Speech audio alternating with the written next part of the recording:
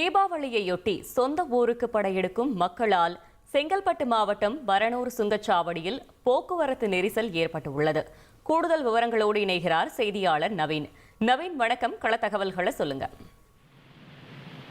வணக்கம். தீபாவளி பண்டிகையை கொண்டாட சென்னையில் வசிக்கக்கூடிய பெரும்பாலான மக்கள் தங்களுடைய சொந்த ஊர்களுக்கு நேற்று முதல் செல்கிறார்கள். அரசு சார்பில் சிறப்பு பேருந்துகள் இயக்கப்பட்டாலும் பொதுமக்கள் தங்களுடைய சொந்த வாகனங்களையே அதிக அளவில் பயன்படுத்தி தங்களுடைய சொந்த ஊர்களுக்கு செல்கிறார்கள். குறிப்பாக சென்னையிலிருந்து கிளம்பக்கூடிய மக்கள் கிளாம்பாக்கம், ஊரப்பாக்கம், கூடுவாஞ்சேரி மற்றும் செங்கல்பட்டு பரனூர் சுங்கச்சாவடி வழியாக தென் மாவட்டங்களை நோக்கி செல்கிறார்கள்.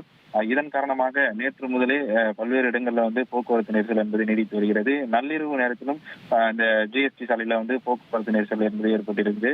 இன்று காலை முதல் செங்கல்பட்டு மாவட்டத்துல பரவலாக விட்டு மழை பெய்து வரும் நிலையில அதிகப்படியான இருசக்கர வாகனங்கள் இந்த சாலையை பயன்படுத்த முடியாத ஒரு சூழ்நிலை ஏற்பட்டிருக்கிறது.